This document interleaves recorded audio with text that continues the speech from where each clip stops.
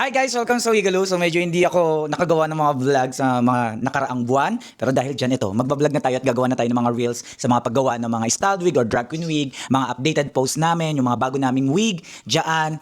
Ayan, magre-reels na po tayo dito po ulit sa Wigalo. At dito sa vlog na ito, mini-mini vlog, ipeplex ko lamang yung mga ginagawa namin ng mga drag queen wig. So ito yung isa. So ayan, middle parting yung pinagawa ng ating client. Ayan. So high ponytail ito.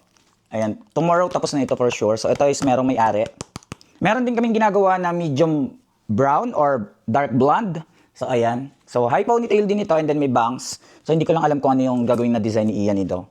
So parang mala Ariana Grande. So ito once natapos ito magiging ano to, on hand or available dito sa Wigalo Enterprise and then pwedeng nyo po siyang bilhin once na available. Wait nyo lamang po yung post namin. Meron din tayong burgundy or red wine. So, ayan. Actually, puro high ponytail yung mga in-order sa amin ng mga drag queen ngayon. Hindi ko lang din alam kung bakit. So, ayan siya. So, ang alam ko is meron na itong may-ari kay Eken yata ito ng Over Philippines. So, ayan. So, yun yung tatlo na ginagawa namin. Ay, meron pang isa. Meron pa yung kay Bernie. Ayan. Bernie ng Drag Race Philippines Season 2 and then Drag Race Philippines Lay Asian Royal. Pakita ko rin sa inyo. Ito yung kay Bernie. Ayan. So, naka-braid siya sa harapan. Tapos high ponytail din. Hindi pa ito tapos kasi ang dami pa nitong kaek-ekan. And then ang dami nitong braided extension pa dito na ilalagay dito. Hindi ko alam kung anong design nito. Pero ipopost na lang namin dito sa Wigalo Enterprise. Once na natapos siya. O diba? So apat.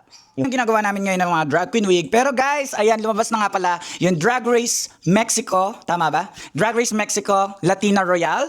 At syempre meron tayong ginawa doon na hair. Yun kay Matraka. So makikita nyo yun.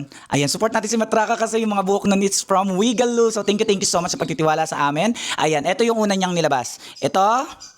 Ayan, at saka ito. So, ayan. So, ayan, panoorin nyo po yung Drag Race Mexico, Latina Royal. Ayan, makikita nyo yung mga gawa namin doon na wig kay Matraka. Ito muna tagtatapos ang ating mini vlog. Ayun, kakabalik ko lang din. Dun sana makapag-vlog at hindi na ako tamarin.